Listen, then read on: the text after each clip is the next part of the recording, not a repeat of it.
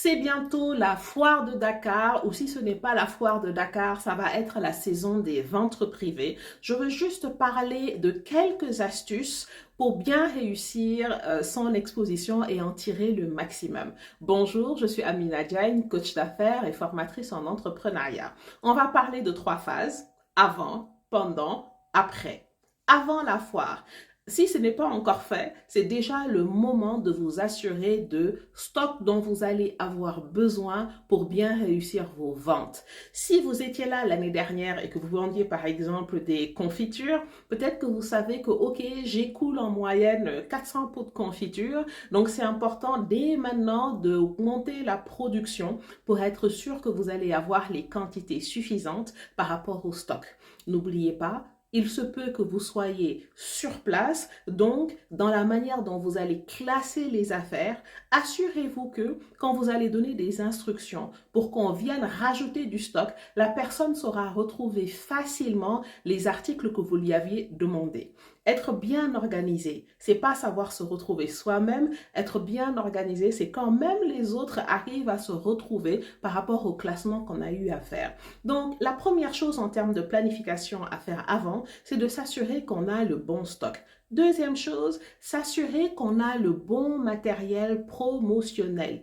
Ayez vos flyers, ayez vos brochures, ayez vos cartes de visite. Si vous le voulez, ayez les kakémonos. Vous ne serez pas toujours là pour avoir le temps de tout expliquer aux personnes qui vont passer devant. Vous voulez leur laisser quelque chose parce que peut-être qu'ils ne vont pas acheter sur le champ. Donc, assurez-vous que vous avez bien préparé vos éléments promotionnels. En parlant de promotion, selon la taille du stand que vous avez, c'est important, si vous ne savez pas encore, de bien le vérifier à l'avance, de pouvoir chercher à visualiser comment est cet espace-là, parce que la présentation de votre stand va être extrêmement importante. J'ai vu des personnes avec des nappes tachées, des nappes froissées.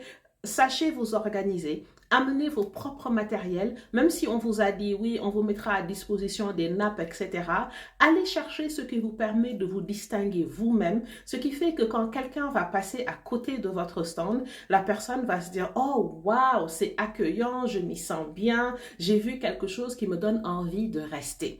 Donc, en termes de planification, c'est important de penser également comment vous allez organiser votre stand, comment vous allez vous assurer, surtout quand vous n'avez pas beaucoup d'espace, de ne pas mettre tout en même temps jusqu'à ce que finalement le client ne voit rien. Si vous avez 40 robes, n'exposez pas les 40 robes.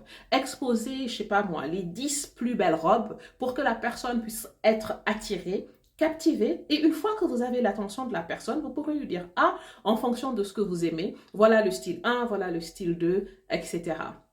Autre point, sur la phase avant, je me dépêche, c'est important de vous assurer que vous avez bien géré le personnel qui sera sur place. Si vous avez prévu d'être vous-même présent, imaginez si jamais quelque chose se passe et qu'il y a une urgence, comment vous allez vous organiser. Donc peut-être que vous allez devoir prendre quelqu'un qui va vous assister durant les ventes à la foire. Si vous envisagez de prendre quelqu'un, assurez-vous que la personne a été bien formée, qu'elle est capable de parler de vos produits. Peut-être voyez comment lui offrir une prime en fonction des quantités qu'elle réussira à vendre pour permettre à cette personne d'être suffisamment motivée. Donc tous ces éléments-là, c'est vraiment bien réussir votre préparation avant la foire.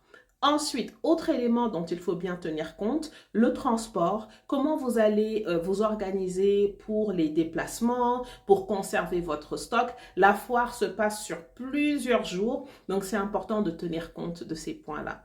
Autre élément, c'est le moment, si ce n'est pas encore fait, d'aller chez Orange Money, d'aller chez Wave pour vous assurer d'avoir un code marchand pour simplifier le paiement. Le client sera content de savoir qu'il n'a pas de frais de transaction à payer. Et autrement, si vous fonctionnez avec des espèces, assurez-vous que vous êtes présent avec suffisamment de monnaie. Parce que ça aussi, parfois, on voit des gens dire « Ah, je vais chercher la monnaie, je cours après la monnaie ou autre. » Assurez-vous d'avoir suffisamment de monnaie. Essayez de faire des prix simples. Ne faites pas des 250 parce qu'on sait que ça va être difficile d'avoir suffisamment de pièces pour les gens. Donc, essayez d'avoir des chiffres bien ronds ou 500 près, 1000 francs près pour pouvoir rapidement faire la monnaie et vous en sortir. N'oubliez pas, pour finir, vous avez vos articles, il faut des emballages. Vous pouvez être écolo, faire des emballages en papier, faire des emballages en tissu ou autre pour vous assurer que quand la personne vient chez vous et qu'elle achète, elle pourra avoir un endroit où mettre ses différents articles. Ceux qui ont les moyens et qui peuvent investir, n'hésitez pas à offrir des petits cadeaux, des petits goodies pour les différents clients qui passeront. Ça attire également la clientèle. Enfin, très important, pour tous ceux qui sont dans des articles qu'on peut manger, des articles qu'on peut utiliser comme cosmétiques ou autres, assurez-vous de faire suffisamment d'échantillons. Quand les gens verront qu'il y a tous ces échantillons-là, ils auront envie de goûter. C'est beaucoup plus facile de convaincre quelqu'un qui a testé le produit que de juste se baser sur la bouteille. Et si vous voulez faire goûter, si c'est un article qui doit être frais et une glacière, si c'est un article qui doit être chaud, je sais pas, ayez un micro-ondes ou quelque chose, mais assurez-vous que vous êtes capable de présenter votre produit bien comme il faut, quand il est au top, comme il doit être consommé. Ayez les emballages pour les échantillons.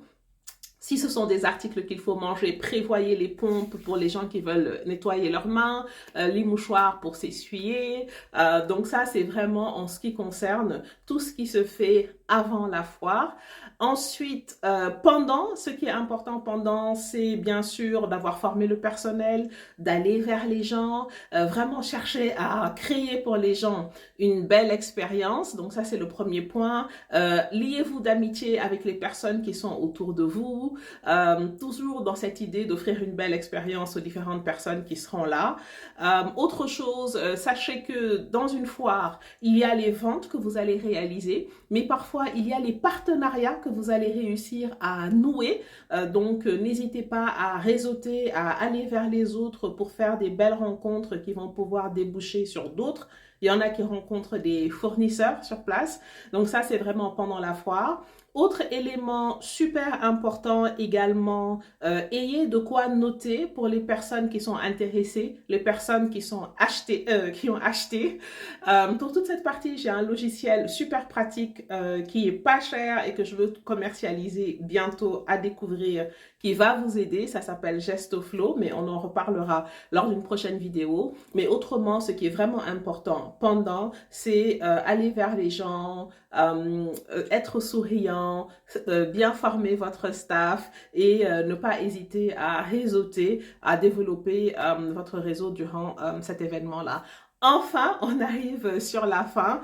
À la fin de la foire, après la foire, c'est le moment d'analyser. Est-ce qu'il y a des gens qui sont revenus? Qu'est-ce qu'ils ont bien aimé? Qu'est-ce qui a bien fonctionné? Les leads, toutes les personnes qui vous ont dit « Ah, je suis intéressé » ou autre, tous les contacts que vous avez noués, si vous avez utilisé le logiciel, toutes les personnes qui ont acheté, parce que si ce sont des articles périssables ou qui vont se finir, vous avez la possibilité de relancer les personnes et de développer comme ça, bâtir une relation commerciale. On est à 8 minutes 30. C'était un petit guide que je voulais faire pour vous permettre de bien réussir votre prochain événement. Je vous dis à bientôt. N'hésitez pas à vous abonner sur la page pour ne rien rater. Et on se reparle bientôt.